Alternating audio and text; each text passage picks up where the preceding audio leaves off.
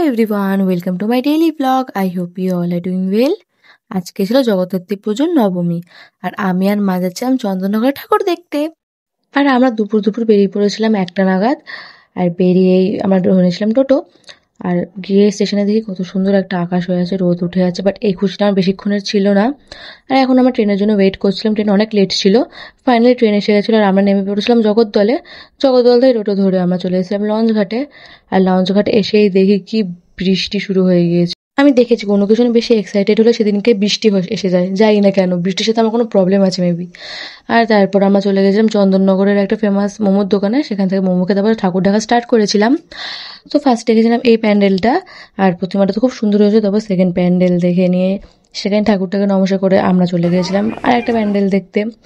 আর চন্দননগর একটা জিনিস খুব ভালো যে মানে অনেকটা দূর যেতে হয় না, মানে কিছুক্ষণ পর হাঁটলেই প্যান্ডেল থাকে, তাই বেশি ঘুরতে হয় না।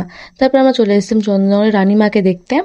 সেখান থেকে বেরিয়ে আমরা একটা প্যান্ডেল দেখতে চলে গেছিলাম। আর যেহেতু আমরা দুপুর বেরিয়েছিলাম, সো অনেক কিছুটা আমরা লাইটিং দেখতে পাইনি। আর চন্দননগর তো মেনই হচ্ছে লাইটিং। তো সেখান থেকে বেরিয়ে অনেকটা বিকেল হয়ে যাচ্ছিল। আর প্যান্ডেল থেকে বেরিয়ে আমরা কিনেছিলাম মাজা। তারপর আস্তে আস্তে আমরা আরও পাশের কটা ছোটো ছোটো প্যান্ডেল দেখে নিচ্ছিলাম। তারপর এখানে ঢুকে এটা আলাদাই একটা থিমে করেছিল, পুরো কাগজের ওপর, খুব সিম্পলের মধ্যে খুব সুন্দর হয়েছিল থিমটা। তারপর সেখানে ঠাকুরটা দেখে আমরা বেরিয়ে পড়ছিলাম একটা প্যান্ডেলে। প্রত্যেকটা প্যান্ডেলে ভীষণ সুন্দর লাইটিং ছিল আর ভীষণ সুন্দর করেছিল। আর সেই প্যান্ডেল থেকে বাইরে বেরিয়েই দেখি সেখানে ভোগ দিচ্ছিল ঠাকুরের। তো আমি আর মা ভোগ কিনে নিয়েছিলাম। আর সত্যি বলতে ভোগটা খুব টেস্টি করেছিল। আর ঠাকুর প্রসাদ তো এমনিও ভালো লাগে। তারপর সেখান থেকে বেরিয়ে আমরা আরও সব প্যান্ডেল দেখে নিয়েছি। আর যেহেতু সন্ধে হয়ে যাচ্ছিলো তাই লাইটিংগুলোও সব শুরু হয়ে গেছিলো, যেটাতে খুবই সুন্দর লাগছিল। তারপর এই চন্দননগর এই লাইটিংগুলো তো আলাদাই লাগে, ভীষণ সুন্দর লাগে, কোথাও এরম টাইপের অন্তত লাইটিং দেখা যায় না। তারপর আমরা আরও কিছু প্যান্ডেল দেখে নিয়েছিলাম। আর এখানে কি সুন্দর সাঁওতালের নাচ হচ্ছিল, খুব সুন্দর করেছিল প্যান্ডেলটা, থিম খুব ইউনিক হয়েছিল। তো সেখানে ঠাকুর দেখে আমরা আরও কটা প্যান্ডেল দেখেছিলাম। আর এইটা সব থেকে সুন্দর লেগেছে আমার, এই প্যান্ডেলটা খুব সুন্দর হয়েছিল। এখানেও সাঁওতালে দেখছিলাম নাচ হচ্ছিল। তারপরে এখানে ঠাকুর দেখে লাস্টে আমরা আদিমা দেখে নিয়েছিলাম। আদিমাকে দেখে নিয়ে এখন আমরা যাবো বাড়ির দিকে।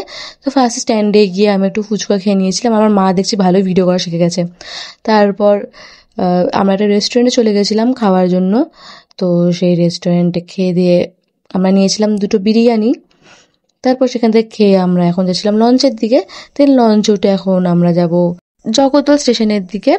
তারপর একেবারে ট্রেন থেকে নেমেই ভিডিও করা স্টার্ট করেছিলাম। আর এখন আমরা যাচ্ছিলাম বাড়ির দিকে। And that's it for today guys. তোমাদের যদি আমার ভিডিওটা ভালো লেগে থাকে তাহলে একটা লাইক করে দিও। তোমরা যারা আমার ভিডিও ফেসবুক থেকে দেখছো তারা ফলো করে দিও, আর যারা ইউটিউব থেকে দেখছো তারা সাবস্ক্রাইব করে দিও। তোমাদের সাথে দেখা হবে একটা সুন্দর কোনো ব্লগে। আজকের জন্য বাই।